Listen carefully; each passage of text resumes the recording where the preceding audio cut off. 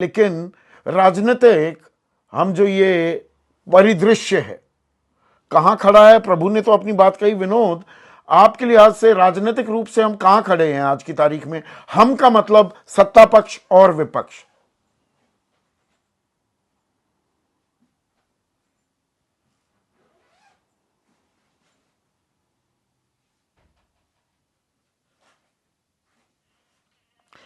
Unmute कीजिए Vinod, please unmute कीजिए।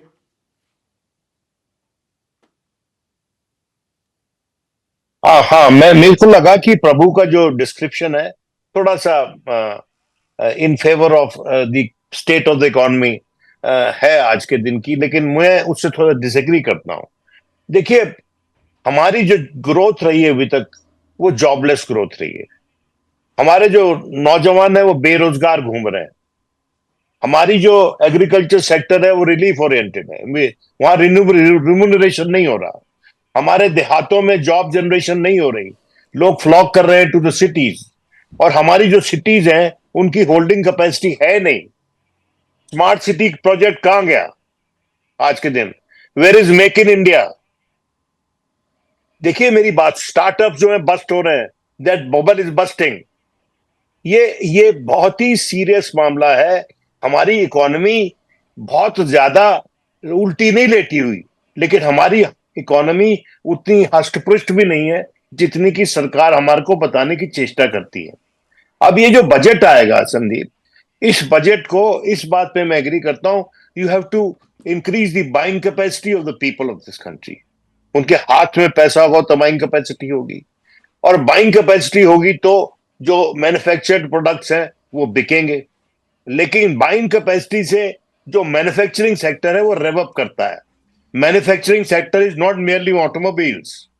Manufacturing sector जो है वो हमारा ज्यादातर एमएसएमईज में है, और जब तक उनको एक प्रोत्साहन नहीं मिलता, उनको एक डोज ऑफ लाइफ नहीं मिलता, आपकी इकोनॉमी पूरी तरह से रोर नहीं करेगी।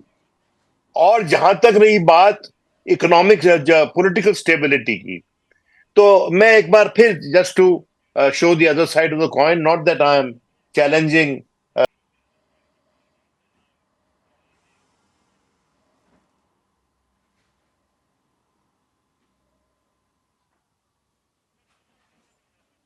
आपका अनम्यूट हो गया, अनम्यूट कीजिए। आपका फिर से म्यूट हो गया है विनोद, आपका सिस्टम।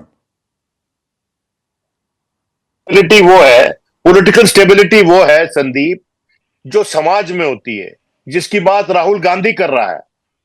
देखिए मेरी बात सुनिए, इस सरकार को अपना पक्ष और विरोध का पक्ष अगर उसका एक छोटा सा माइल्ड कॉकटेल बनाएंगी तो सबको मजा आएगा, सब लोग उसको अप्रिशिएट करेंगे। लेकिन यहां पर एकतरफा जो यूनिलैटरलिज्म है पॉलिसी मेकिंग में, और कोई ऑपोजिशन का इंटरवेंशन एक्सेप्टेबल नहीं होता, तो जो पॉलिटिकल स्टेबिलिटी है वो सिर्फ सदन में है, और वो भी किसके चलते हैं? प्रिजाइडिंग ऑफिसर्स के चलते हैं, जो कि अभी भी पक्ष को विपक्ष को बोलने नहीं देना चाहते। अभी एक बड़े प्रिजाइडिंग ऑफिसर्स ने निशाना साधा किस पे? चिदम्बरम पे। चिदम्बरम ने क्या कहा था? चिदम्बरम ने यही कहा है ना कि जो कमेटी बनी थी शायद वो सदी हुई कमेटी नहीं थी, for the 3 new laws, the criminal laws which have been brought in this country. और उसमें उन्होंने निशाना साधा। क्या सरकार की शय है उनके कथन पे, उनके रिजॉइंडर पे? क्या डिस्कशन या डिबेट अभी भी नहीं होगी इन तीन लॉज पे?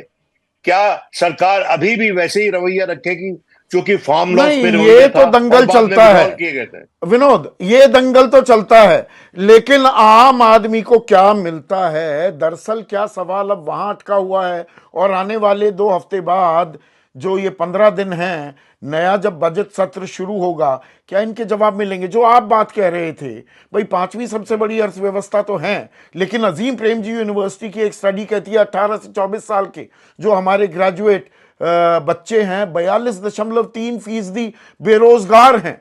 27 रुपए आपके प्रतिदिन विशुद्ध किसानी से एक किसान कमा पा रहा है। क्या ये आंकड़े इनको दुरुस्त करने की तरफ भी, या इनको एड्रेस करती हुई भी दिखेगी सरकार?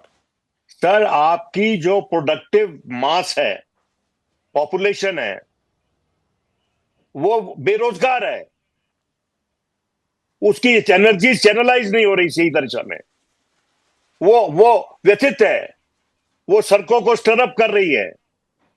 और इसके लिए मैं समझता हूं कि सदन में शांति के अलावा सड़कों पे भी शांति की जरूरत है। और वो शांति कैसे आएगी? तेज पॉलिसी मेकिंग से। अब हम सुन रहे हैं कि जो बजट आने वाला है उसमें कुछ टैक्स कट्स हो जाएंगे, कुछ मिडिल क्लास को रिलीफ मिल जाएगा, कोई इधर हो जाएगा, कुछ उधर हो जाएगा। देखिए, कट एंड पेस्ट नहीं चलेगा। जो सेकंड जनरेशन रिफॉर्म सही में इस देश में आने थे, जो लाने में सक्षम थी हमारी सरकार, मोदी जी की सरकार, इसके पास आंकड़े थे, वो सेकंड जनरेशन रिफॉर्म्स क्या आए हैं हमारे देश में?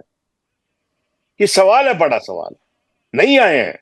इसलिए नहीं आए हैं क्योंकि मैं समझता हूं कि जो सोच है वो ज्यादातर इस तरफ है कि हम किस तरह कंट्रोल करें हर चीज को, किस तरह हम इस देश में जो टैलेंटेड लोग हैं अपनी बात ना कह सकें, उनकी बात को उनको चुप करवाने में सारी एनर्जी लगी हुई है, बनिस्बत इसके कि उनका विजडम उसको एक जगह पे पूल करके इस देश में पॉलिसी मेकिंग हो।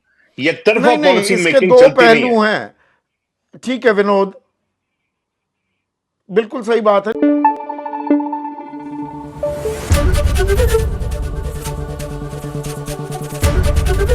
एबीपी न्यूज आपको रखे आगे।